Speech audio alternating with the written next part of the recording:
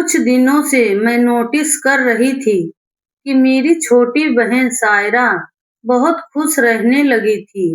वो न सिर्फ हमेशा मुस्कुराती रहती, बल्कि सबसे थोड़ा अलग-थलग भी रहने लगी थी। उसकी हरकतों को देखकर मेरे मन में एक अजीब-सी बेचैनी होने लगी थी। ऐसा लग रहा था जैसे कुछ गलत हो रहा है, कुछ ऐसा जो बहुत बड़ा तूफान लाने वाला है।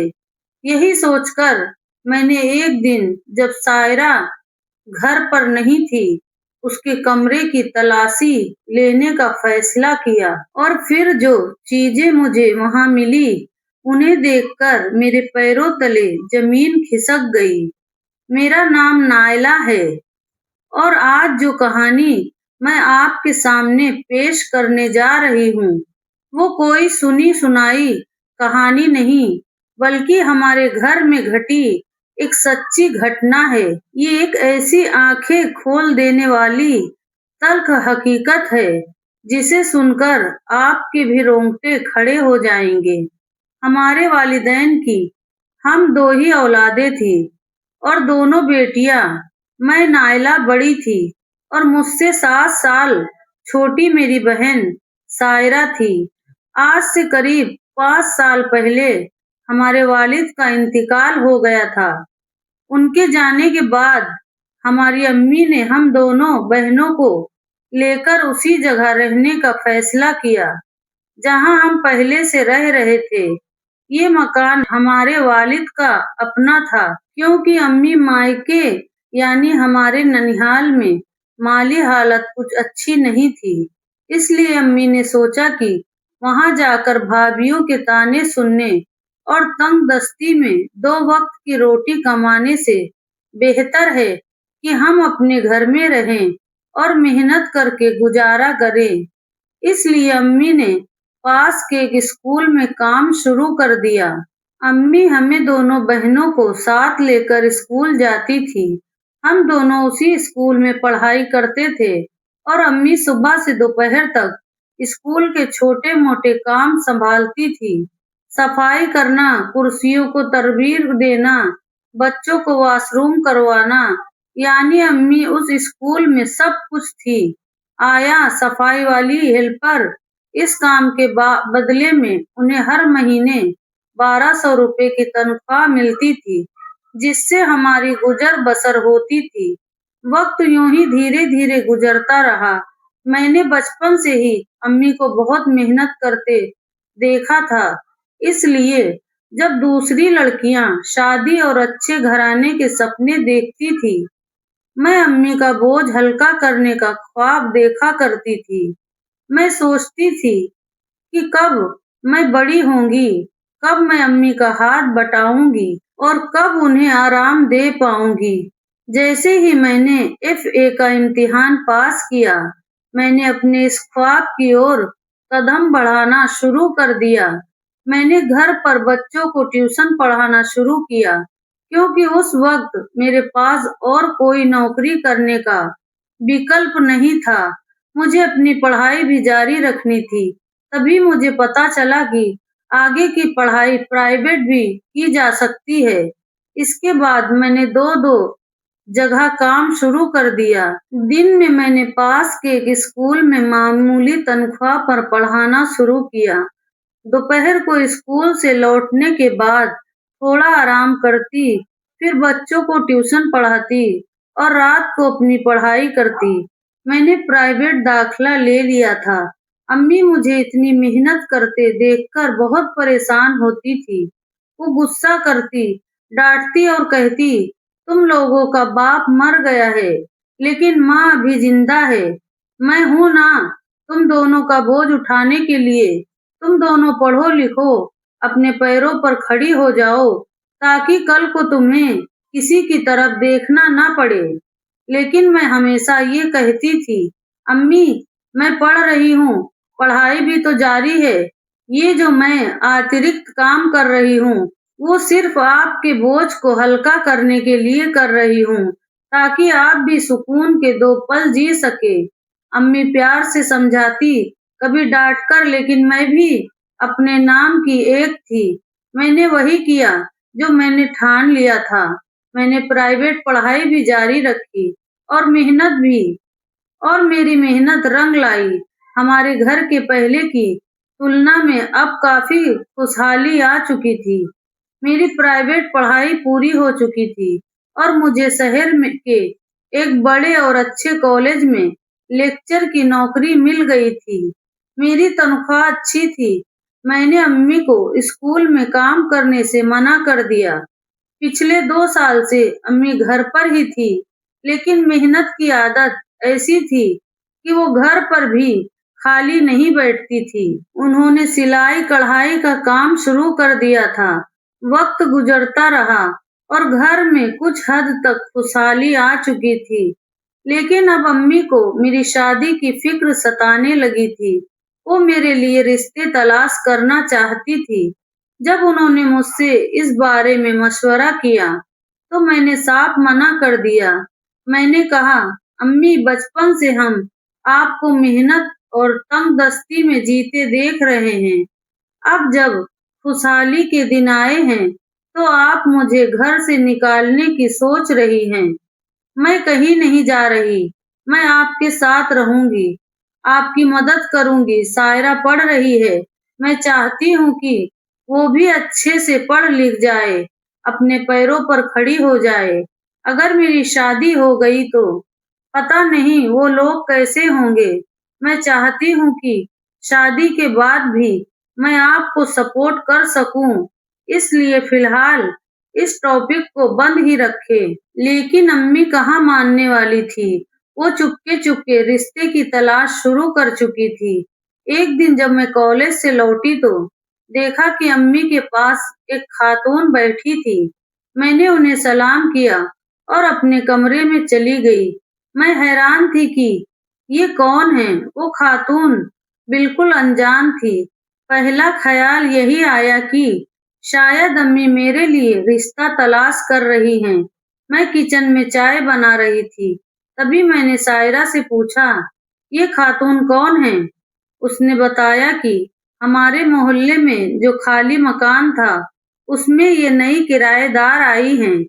शायरा ने चाय बनाकर अम्मी और उस खातून को पेश की और हम दोनों बहनें अपने कमरे में चले गए। उनके जाने के बाद अम्मी ने बताया कि ये मोहल्ले में नई किराएदार हैं, जिनका नाम शबाना है।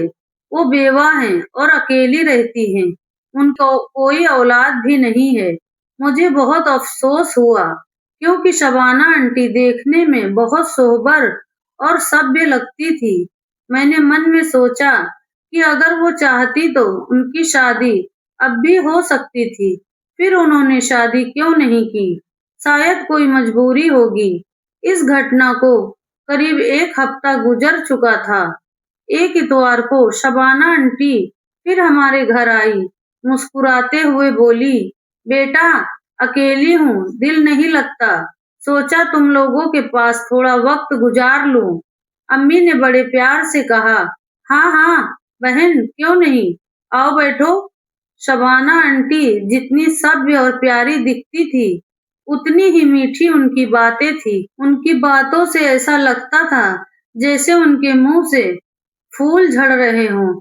वो काफी देर हमारे साथ बैठी रहीं। हमने चाय बनाई, साथ में चाय पी और खूब गपशप की। जाते वक्त उन्होंने अम्मी से कहा, आप भी मेरे घर चक्कर लगाया करो और बच्चियों को भी भेज दिया करो। मेरे घर में कौन है? अकेली रहती हूँ। ये दोनों मेरी बेटी जैसी हैं। इनके आने से मेरा वक्त भी अच्छा कट जाएगा। अम्मी ने हामी भर दी और वो चली गई। उनके जाने के बाद अम्मी ने हम दोनों बहनों से कहा, तुम लोग कभी-कभार इनके पास चली जाया करो। बेचारी अकेली हैं, उनका वक्त कैसे कटेगा? हम दोनों ने खामोशी से सिर हिलाया और अपने-अपने काम में लग गए। इसके बाद मेरा तो वही रूटीन था, सुबह कॉलेज जाना, दोपहर 2:30 बजे लौटना, थोड़ा आराम करना और फिर शाम को ट्यूशन पढ़ाना। लेकिन शायरा अब कभी-कभार शबाना आंटी के घर जाने लगी थी। वो कभी अपनी किताबें साथ ले जाती और कहती वहाँ बैठकर पढ़ लेगी। कई बार तो वो 2-3 घंटे वहाँ रुक जाती। अम्मी को कोई एतराज नहीं था, क्योंकि हम जानते थे कि शबाना आंटी अकेले रहती है। इस तरह करीब 2-3 महीने गुजर गए। लेकिन फिर मैंने एक अजीब बात नोटिस की। सायरा बहुत खुश रहने लगी थी, लेकिन साथ ही वो हम सबसे थोड़ा कटने लगी थी। वो अकेले वक्त गुजारना पसंद करती थी, अपने कमरे में बंद रहती थी। पहले मैं उसे हफ्ते 10 दिन में खर्च के लिए कुछ पैसा दिया करती थी, लेकिन अब वो मुझसे पैसे लेने से मना करने लगी। कभी कहती जरूरत नहीं है, कभी कहती मेरे पास पैसे हैं, तो कभी कहती अम्मी से ले लिए। उसकी हरकतों को देखकर मुझे कुछ गड़बड़ लगने लगी। ऐसा लग रहा था जैसे वो कुछ छुपा रही है। मैं समझ नहीं पा रही थी कि आखिर बात क्या है। मैंने सायरा पर नजर रखना शुरू किया। मैंने देखा कि उसके पास छोटी-छोटी नई नई चीजें आने लगी थी। कभी नया मोबाइल कवर, कभी नए जूते, कभी नई स्कर्ट। जब मैं उससे पूछती तो वो कोई न कोई बहाना बना देती। कभी कहती दोस्त ने दिया है, कभी कहती अपनी जेब खर्ची से लिया, तो कभी कहती ये मेरी दोस्त का है, मेरा नहीं। मैं जितना उसके बारे में सोचती, उतना ही उलझती जाती थी। मुझे यकीन हो गया था कि कुछ तो गड़बड़ है। एक और बात जो मैंने उसमें नोटिस की थी, वो थी उसकी शख्सियत में आई एक बड़ी तब्दीली। वो अब घंटों आईने के सामने खड़ी रहती, कभी बाल खोल लेती, कभी लिपस्टिक लगाती, खुद को आईने में निहारती, मुस्कुराती। मैंने कई बार उसे टोका, इतना आईना मत देखा कर, हर वक्त आईने में क्यों घुसी रहती है? लेकिन वो मेरी बात को तवज्जो ही नहीं देती थी।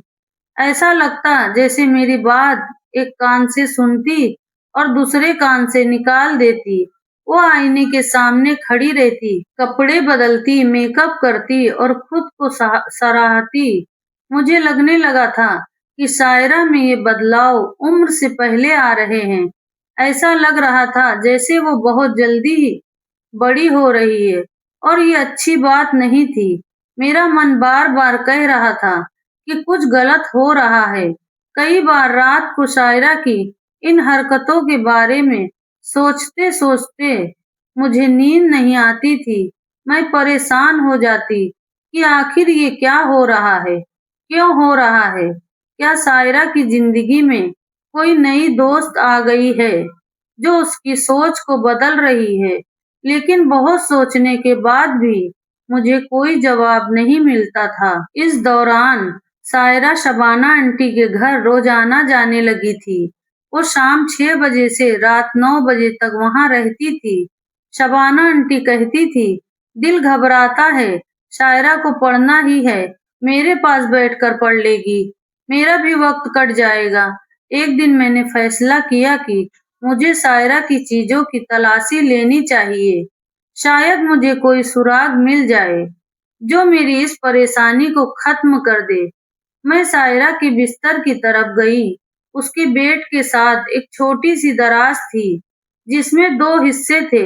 मैंने दोनों खोलकर देखा, लेकिन वहाँ कुछ खास नहीं था, बस उसकी ज़रूरत की चीज़ें और स्कूल का सामान। फिर मैंने बेड का गद्दा उठाकर देखा, लेकिन वहाँ भी कुछ खास नहीं मिला, सिवाय कुछ कागजात के। इसके बाद मैंने उसकी अलमारी खोली। शायरा ने जिद करके अपने लिए एक छोटी-सी अलमारी बनवाई थी। मैंने अलमारी के हर खाने को ध्यान से देखा। जब मैंने कपड़ों की तह उठाई, तो उसके नीचे जो मिला, उसे देखकर मैं दंग रह गई। वहाँ एक नया मोबाइल था, उसके साथ एक ब्रांडेड हेडफ़ोन और करीब 10,000 रुपए की रकम। मैं हैरान थी, शायरा के पास ये सब कहाँ से आया? मैंने उसे कभी इतने पैसे नहीं दिए थे। उसके पास एक पुराना फ़ोन था, लेकिन ये फ़ोन बिल्कुल नया था। इसके अलावा कुछ तस्वीरें भी थी, जिनमें शायरा ने साड़ी और बोल्ड कपड़े पहने थे, बाल खुले थे, मेकअप किया हुआ था। ये सब देखकर मैं काँप गई, मेरा सिर चकराने लगा। मैं वो चीज़ें वापस उसी जगह रख दी और फौरन अम्मी के पास गई। अम्मी उस वक्त ईशा की नमाज की तैयारी कर रही थी। मैंने वो पैसे उनके सामने रखे और पूछा, क्या ये पैसे आपने सायरा को दिए हैं? अम्मी बोली, नहीं, मैं सायरा को इतने पैसे क्यों दूंगी? ये तो बहुत ज्यादा हैं। मैं उसे ज्यादा से ज्यादा 500 रुपए देती हूँ। ये पैसे तुम्हें कहाँ मिले? मैंने बताया कि सायरा की अलमारी से। अम्मी के चेहरे पर परेशानी की लकीरें उभर आई। वो घबराकर बोली, इतनी रकम इसके पास कहाँ से आई? कहीं इसने चोरी तो नहीं की? कहीं तुम्हारे पर्स में से तो नहीं निकाले? मैंने अम्मी का हाथ पकड़ा और उन्हें बेड पर बिठाया और कहा, नहीं अम्मी, उसने ना चोरी की, ना मेरे पर्स से पैसे निकाले, लेकिन ये पैसे उसकी अलमारी से मिले हैं और इसके अलावा और भी चीजें हैं। मैंने उन्हें पानी पिलाया और कहा, आप पानी पिए, मैं अभी आती हूँ। अम्मी ने पूछा, कहाँ जा रही हो? मैंने कहा, शबाना आंटी के घर। मुझे लगता है कि शायरा में जो बदलाव आ रहे हैं, उनके पीछे शबाना आंटी का हाथ है। अम्मी बोली, रुको, मुझे भी साथ ले चलो। हम दोनों माँ बेटी घर से निकली और शबाना आंटी के घर जा पहुंची। इत्तेफाक से दरवाजा खुला था। घर में सन्नाटा था। 2 कमरे वाले इस छोटे से घर में एक कमरे की लाइट बंद थी और दूसरे में रोशनी थी। मैंने धक से दरवाजा खोला और सामने का मंजर देखकर मेरे पैरों तले से जमीन खिसक गई। शबाना आंटी एक कोने में मुस्कुराते हुए खड़ी थी और मेरी मासूम बहन सायरा एक बड़ी सी लाइट के सामने कुर्सी पर बैठी थी। उसके सामने एक रिंग लाइट पर मोबाइल फिट था। सायरा ने खूबसूरत लेकिन गहरे गले वाला लिबास पहना था। बाल खुले थे, मेकअप किया हुआ था और वो मुस्कुराते हुए लोगों से बात कर रही थी। वो टिकटॉक पर लाइव थी। मैं गुस्से से दंदनाते हुए आगे बढ़ी। मैंने रिंग लाइट को ठोकर मारकर गिरा दिया। सायरा का हाथ पकड़ा और उसे अम्मी के हवाले किया। फिर मैं शेरनी की तरह शबाना आंटी की ओर बढ़ी और चिल्लाई, तुम मेरी मासूम बहन को गंदगी के ढेर में ढकेल रही हो, बेहया औरत। शबाना आंटी घबरा गई। मैंने इतना शोर मचाया कि मोहल्ले वाले इकट्ठा हो गए। पुलिस को बुलाया गया और पुलिस ने शबाना आंटी को हिरासत में लिया। इसके बाद जो सच्चाई सामने आई वो बेहद भयानक थी। शबाना आंटी ना बेवा थी, ना अकेली। वो एक सोची समझी साजिश के तहत हमारे मोहल्ले में आई थी। उनका यही धंधा था। वो किसी मोहल्ले में मकान किराए पर लेती, खुद को बेवा और अकेली बताती और फिर मोहल्ले की मासूम लड़कियों को अपने जाल में फंसाती थी। वो इन लड़कियों से शादीशुदा मर्दों से फोन पर बातें करवाती थी, टिकटॉक पर लाइव शो करवाती थी और इस तरह लाखों रुपए कमाया करती थी। इस कमाई का कुछ हिस्सा वो लड़कियों को देती थी, जिससे वो खुश रहती थी। पुलिस ने बताया कि शबाना आंटी एक बड़े गिरोह का हिस्सा थी, जिसमें और भी औरतें और मर्द शामिल थे। सभी को गिरफ्तार कर लिया गया। शायरा को अब बहुत शर्मिंदगी थी कि उसने इतने समय तक ये बात हमसे छुपाई, लेकिन उसका दिमाग कच्चा था, इसलिए वो शबाना आंटी के जाल में आसानी से फंस गई थी। शबाना आंटी खास तौर पर कम उम्र की लड़कियों को ही निशाना बनाती थी, क्योंकि ऐसी लड़कियां जल्दी उनकी बातों में आ जाती थी। शबाना आंटी को गिरफ्तार कर लिया गया और मोहल्ले की औरतें आज तक मेरा शुक्रिया अदा करती हैं। मेरी सतर्कता और एक कदम ने न जाने कितनी मासूम लड़कियों को बचा लिया, कितने कच्चे दिमागों को भटकने से रोक लिया। शबाना आंटी की गिरफ्तारी के बाद मोहल्ले में कुछ दिनों तक खामोशी छाई रही। लोग इस घटना से स्तब्ध थे। जो औरत बाहर से इतनी सभ्य और दयालु लगती थी, वो इतना बड़ा जाल बुन रही थी, ये किसी ने सोचा भी नहीं था। सायरा इस पूरे वाकये से बहुत टूट चुकी थी। वो कई दिनों तक अपने कमरे से बाहर नहीं निकली। वो बार-बार मुझसे और अम्मी से माफ़ी माँगती थी। वो कहती, "दीदी, मुझे नहीं पता था कि मैं इतनी बड़ी गलती कर रही हूँ। मुझे लगा कि शबाना आंटी मेरी दोस्त हैं, वो मेरा भला चाहती हैं।" मैं और अम्मी उसे समझाते कि गलती उसकी नहीं थी, उसका दिमाग कच्चा था और शबाना आंटी जैसी शातिर औरतें ऐसी ही मासूम लड़कियों को अपने जाल में फँसाती हैं। लेकिन सायरा को अपनी गलती का बहुत अफ़सोस था। वो बार-बार कहती, "मैंने तुम दोनों से इतना बड़ा राज छुपाया। अगर तुमने वक़्त रहते तलाशी ना ले ली होती, तो पता नहीं मेरे साथ क्या होता।" मैंने सायरा को गले लगाया और कहा, "अब सब ठीक है, तुम्हें कुछ नहीं हुआ और यही सबसे बड़ी बात है। अब तुम्हें बस अपनी पढ़ाई पर ध्यान देना है।" अम्मी ने भी उसे बहुत प्यार से समझाया और कहा कि अब वो किसी अनजान इंसान पर इतनी जल्दी भरोसा नहीं करेगी। इस घटना ने हमारे मोहल्ले को भी बहुत कुछ सिखाया। लोग अब पहले से ज़्यादा सतर्क रहने लगे। मोहल्ले की औरतों ने एक कमेटी बनाई, जो समय-समय पर बच्चों को खासकर लड़कियों को गतिविधियों पर नज़र रखती थी। शबाना आंटी के गिरोह की गिरफ्तारी के बाद पुलिस ने कई और मोहल्लों से भी ऐसी शिकायतें सुनी और कई और लड़कियों को इस जाल से बचाया गया। मैंने और सायरा की पढ़ाई पर और ज़्यादा ध्यान देना शुरू किया। मैं चाहती थी कि वो अपने पैरों पर खड़ी हो और उसे कभी किसी की मोहताजगी ना करनी पड़े। मैंने उसे अपने साथ कॉलेज ले जाना शुरू किया, ताकि वो वहाँ का माहौल देखे और प्रेरणा ले। धीरे-धीरे सायरा फिर से अपनी पुरानी जिंदगी में लौटने लगी। उसकी मुस्कुराहट लौट आई, लेकिन अब वो पहले की तरह बेपरवाह नहीं थी। वो समझ चुकी थी कि दुनिया में अच्छे लोगों के साथ-साथ शातिर लोग भी होते हैं। अम्मी ने भी इस घटना से बहुत कुछ सीखा। वो अब पहले से ज़्यादा सतर्क रहती थी। उन्होंने सिलाई-कढ़ाई का काम बढ़ा दिया और मोहल्ले की औरतों के साथ मिलकर एक छोटा-सा कोऑपरेटिव शुरू किया, जहाँ वो सब मिलकर कपड़े सिलती थी और बेचती थी। इससे उनकी आमदनी भी बढ़ी और वो खुश रहने लगी। मैंने भी अपने कॉलेज में एक काउंसलिंग सेशन शुरू किया, जहाँ मैं लड़कियों को ऐसी शातिर योजनाओं के बारे में जागरूक करती। मैं उन्हें बताती थी कि कैसे छोटी-छोटी लालच वाली बातें उन्हें गलत रास्ते पर ले जा सकती हैं। मेरे इस काम को कॉलेज में बहुत सराहा गया और धीरे-धीरे मेरी क्लास में और भी लड़कियां आने लगी। आज कई साल बाद सायरा अपनी पढ़ाई पूरी कर चुकी है।